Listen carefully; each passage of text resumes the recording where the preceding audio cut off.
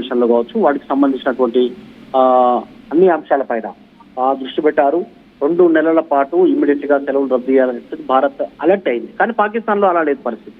పాకిస్తాన్ లో కేవలం ఒకవేళ నిజంగా యుద్ధం జరిగితే జనరల్ గా సాధారణంగా యుద్ధాలు జరిగేది మినిమం నెల నుంచి 6 నెలల లోపు కంటిన్యూగా యుద్ధం జరిగేటువంటి అవకాశం ఉంటుంది. మనం రీసెంట్ గా జరిగినటువంటి యుద్ధం కనుక చూస్తే ఉక్రెయిన్ అండ్ రష్యా వార్ చూసాం. చాలా భీకర పోరు జరిగింది 2 దేశాల మధ్య. రష్యా అంత పెద్ద దేశం అయినప్పటికీ కూడా దాదాపు 6 నెలలకు పైగా యుద్ధం జరిగినటువంటి సిచ్యువేషన్. సో అలాగే ఫ్యూచర్ లో భారత్ పాక్ యుద్ధం కనుక జరిగితే దాదాపు నెల నుంచి 6 నెలల వరకు యుద్ధం కొనసాగే అవకాశం ఉంది. అంటే తీవ్రత అంత రేంజ్ లో తీవ్రత ఉండకపోయినప్పటికీ కూడా మొదటి నెల రోజుల లోపల 2 నెలల లోపల జరిగే తీవ్రత ఉండకపోయినా యుద్ధం కొనసాగేటువంటి సిచ్యువేషన్ మాత్రం 6 నెలల వరకు మినిమం యుద్ధం జరిగేటువంటి పరిస్థితి ఉంది సాధారణంగా మినిమం. కానీ పాకిస్తాన్ లో ఆ పరిస్థితి లేదు. యుద్ధాన్ని కొనసాగించే సిచ్యువేషన్ లేదు. కేవలం 4 రోజులకు సరిపోయేటువంటి సంబంధించినటువంటి యుద్ధ సామాగ్రి మాత్రమే వారి దగ్గర ఉంది. అది గన్నుల రూపంలో, బుల్లెట్ల రూపంలో, తర్వాత మిజైల్ రూపంలో కావచ్చు. ఇంకా అణుబాంబులు పక్కన పెడదాం. అణుబాంబులు అనేటువంటి అంశమే రాదు.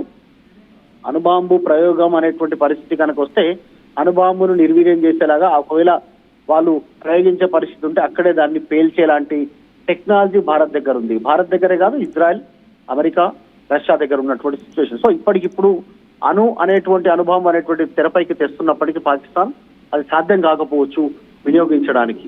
దాన్ని సమాయత్తం చేయడానికి, అణుబాంబును ప్రయోగించడానికి కావాల్సినటువంటి ఖర్చు కూడా పాకిస్తాన్ భరించే పరిస్థితిలో లేదు. సో పాకిస్తాన్ దగ్గర అంత ఆర్థిక స్తోమత లేదు. At the same time man power కూడా లేదు. అంత పేద జనాలు కూడా లేరు ఆర్మీ రూపంలో. ఇప్పటికే రాజీనామా చేస్తున్నారు, పారిపోతున్నారు. స్థానికంగా ఉన్నటువంటి యువకులకు ట్రైనింగ్ ఇస్తున్నటువంటి ఒక దుర్భరమైనటువంటి దుస్థితి పాకిస్తాన్ దగ్గర ఉన్నటువంటి సిచ్యువేషన్. నిజంగా ఒకవేళ భారత్ కనుక చేసేటువంటి దాడిని పాకిస్తాన్ తట్టుకునే పరిస్థితి లేదు. ఒకవేళ జనరల్ గా జరుగుతున్నటువంటి విశ్లేషణ ప్రకారం పాక్ ని మట్టుబెట్టడానికి కేవలం 10 నుంచి 15 రోజులు మాత్రమే భారత్ కు అవకాశం ఉంది. అది కూడా పూర్తి పాకిస్తాన్ రేంజ్ వరకు చివరి పాకిస్తాన్ కి సంబంధించినటువంటి చివరి కిలోమీటర్. మధు, గతంలో కూడా చూసుకుంటే తమ దగ్గర ఉన్న ఆయుధ సంపత్తిని యుక్రెయిన్ కమ్మేసుకున్న పరిస్థితి.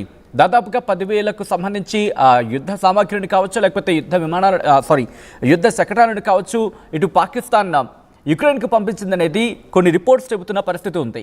సో ఈ నేపథ్యంలో ఇప్పుడు మళ్ళీ తిరిగి అంత ఆయుధ సంపత్తిని సమకూర్చుకోగల సత్తా పాకిస్తాన్కు ఉందా? పాకిస్తాన్ సైన్యంలోనే ఎటువంటి తిరుగుబాటు వచ్చే అవకాశం ఉంది? ఎందుకంటే నా దగ్గర సత్తా లేదు అనుకున్నప్పుడు పక్కవాడికి ఇచ్చే ఆలోచన విషయంలో ఆలోచిస్తాను. దట్ నా దేశానికి సంబంధించిన విషయం వచ్చినప్పుడు.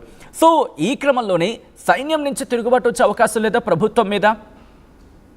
ఖచ్చితంగా గతంలో కూడా ఇట్లాంటి సంఘటనలు పాకిస్తాన్ లో చోటు చేసుకున్న తర్వాతనే ముషారఫ్ పూర్తి స్థాయిలో సైనిక పాలన కొనసాగించారు. జనరల్ ముషారఫ్ ఆయన ఆధ్వర్యంలోనే ప్రభుత్వాన్ని కాదని, ప్రజాస్వామ్యాన్ని కాదని సైనిక పాలన చేసినటువంటి చరిత్ర పాకిస్తాన్ కు ఉంది. అత్యంత దుర్భరమైనటువంటి పరిస్థితి. అంటే ఎక్కడ కూడా ప్రజాస్వామ్యానికి పాకిస్తాన్ లో విలువ ఉండదు. ప్రజలు ఎన్నుకున్నటువంటి ఇప్పుడు ప్రభుత్వం ఉన్నప్పుడు కూడా టెర్రరిస్టులే అక్కడ పాలన చేస్తా ఉన్నారు. పాకిస్తాన్ లో టెర్రరిస్టులే ప్రభుత్వాన్ని శాసిస్తున్నటువంటి సిచ్యువేషన్ ఉంది. కోర్టులను, ప్రభుత్వాలను, ప్రజాక్షేత్రంలో కానీ ఎక్కడ డెవలప్మెంట్ కు వారు అనుకూలంగా ఉండరు. డెవలప్మెంట్ కు వ్యతిరేకంగా పోరాటం చేస్తూ ఉంటారు టెర్రరిస్టులు.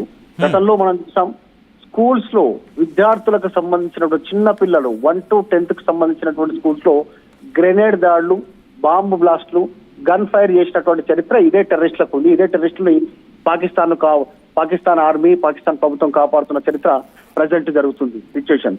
సో వాళ్ళకు బుద్ధి రావట్లేదు ఎంత జరిగినా కూడా. ఇదంతా పక్కన పెడితే ప్రస్తుతం పాకిస్తాన్ భారత్ తో యుద్ధం చేసే పరిస్థితుల్లో ఉందా అంటే హైలీ ఇంపాసిబుల్. ఎగ్జాక్ట్లీ అంటే వ్యూహాత్మక మౌనంతో ముందుకు అడుగులేస్తున్నటువంటి భారత్ కనుక ఇంకా కాస్త వ్యూహాత్మకంగా కాస్త ముందుకు వెళ్తే ఒక 15 రోజుల్లోనే, రాబోయే 15 రోజుల్లోనే పాకిస్తాన్ ఒక దుర్భరమైనటువంటి పరిస్థితిని ఎదుర్కొనే సిచ్యువేషన్ ఉంది. కానీ అంత దూరం కూడా పోకపోవచ్చు. వరుసగా ఆర్మీకి సంబంధించినటువంటి ఉన్నతాధికారులతో, ప్రభుత్వ ఉన్నతాధికారులతో ప్రధాని నరేంద్ర మోదీ కీలక భేటీలు నిర్వహిస్తా ఉన్నారు. కాబట్టి త్వరలోనే పాకిస్తాన్ పైన యుద్ధం ప్రకటించే అవకాశం ఉంది. కాకపోతే పాకిస్తాన్ ప్రజల పైన కాకుండా ఉగ్రవాద శిబిరాలపైన, వాళ్ళు దాక్కున్నటువంటి బంకర్ల పైన, ఎక్కడెక్కడైతే శిబిరాలు నిర్వహించారో ఆ ప్లేసెస్ పైన భారత్ దాడి చేసే అవకాశం ఉంది. ఇవన్నీ కాకుండా భారత్ చేసేటువంటి వ్యూహాత్మక దాడే కాకుండా already Balochistan liberation army, Afghanistan లో ఉన్నటువంటి తాలిబాన్లు, తర్వాత వ్యూహాత్మకంగా వారి పైన చేస్తున్నటువంటి ఒత్తిడి ఇవన్నీ పనిచేస్తా ఉన్నాయి. కానీ పాకిస్తాన్ ప్రస్తుతమే నీటికి తిండికి కటకట పరిస్థితి ఉంది. ఇక ఆర్మీతో ఫ్యూచర్ లో ఆర్మీ నుంచి కూడా తిరుగుబాటు వచ్చే అవకాశం ఉండొచ్చు. ఎందుకంటే వాళ్ళకు కనీసం బూట్లు, యూనిఫాము, సరైన వసతులు కల్పించడంలోనే పాకిస్తాన్ ప్రభుత్వం విఫలమవుతున్నటువంటి సిచ్యువేషన్ ఉంది. కాబట్టి వాళ్ళ దగ్గర 4 రోజులకు సరిపడా కాదు, కనీసం 2 నుంచి 3 రోజులకు సరిపడా ఆయుధ కర్మ ఉందో లేదో కూడా తెలియదు. వాళ్ళ సొంత వాహనాల్లో డీజిల్ పోసుకోవడానికి కూడా డబ్బులు లేనటువంటి పరిస్థితి, ఒక దుర్భరమైనటువంటి దౌర్భాగ్యమైనటువంటి పరిస్థితి పాకిస్తాన్ అనుభవిస్తా ఉంది. కాబట్టి అంత సీన్ లేదు పాకిస్తాన్ కి భారత్ పైన యుద్ధం చేసేటువంటి పరిస్థితి. కాకపోతే వారికి చైనా బ్యాకప్ ఇచ్చే అవకాశం ఉంది.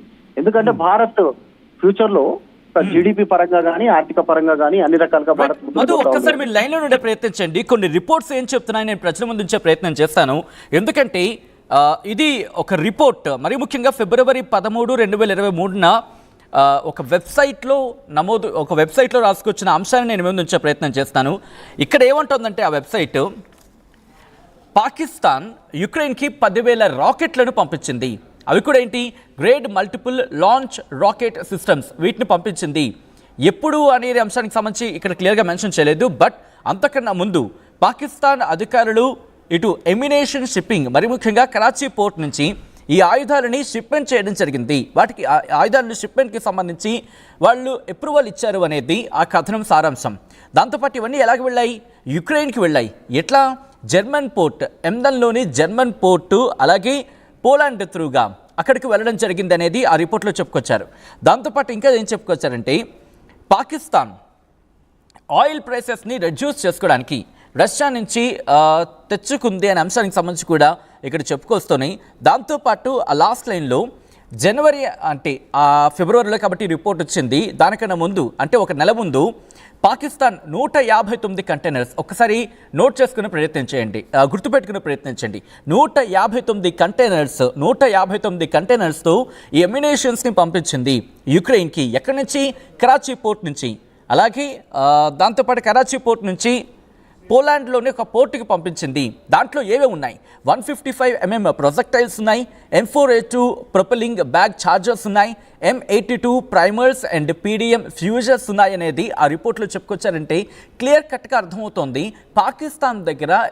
మరి ముఖ్యంగా గుర్తుపెట్టుకోండి, ఎందుకు నేను యుక్రెయిన్ పాకిస్తాన్ గురించి నేను చెప్పే ప్రయత్నం చేస్తున్నానంటే, ఒకవేళ యుక్రెయిన్ కనుక పాకిస్తాన్ ఇచ్చిండుంటే అక్కడ యుక్రెయిన్ ఎవరితో పోటీ పడుతోంది, రష్యాతో పోటీ పడిన సందర్భంలో మరీ ముఖ్యంగా యుక్రెయిన్ ఉపయోగించింది డ్రోన్స్ లాంటి టెక్నాలజీ. అంత పెద్ద రష్యాని ఇంత చిన్న యుక్రెయిన్ ఢీకొట్టడానికి కారణం వాళ్ళ దగ్గర ఎమ్యునేషన్కి సంబంధించి వెస్ట్రన్ కంట్రీస్ ఇచ్చిన ఆయుధ సంపత్తి కావచ్చు, ఇలా ప్రొక్యూర్ చేసుకున్నా కావచ్చు, లేకపోతే వాళ్ళు సమకూర్చున్నా కావచ్చు.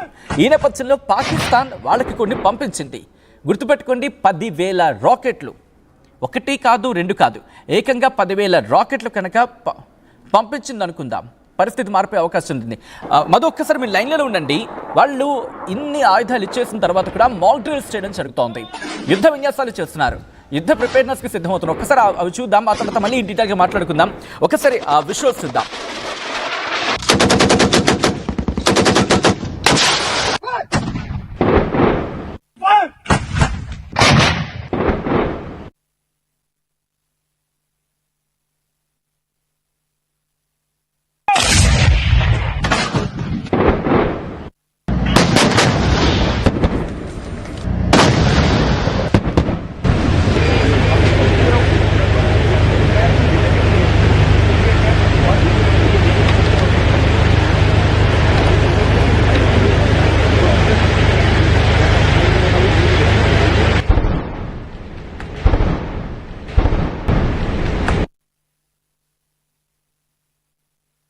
రైట్, చూస్తున్నారు కదా వాళ్ళు యుద్ధ విన్యాసాలకు సంబంధించి ఇక్కడ ప్రగల్భాలు, దాంతోపాటు ఏదో ఒక మన సాధారణంగా మనం అంటూ ఉంటాం బిల్డప్, అదే కనిపిస్తోంది అక్కడ. మరి ముఖ్యంగా ఒక వీడియో రిలీజ్ చేసినప్పుడు ఒక గేమింగ్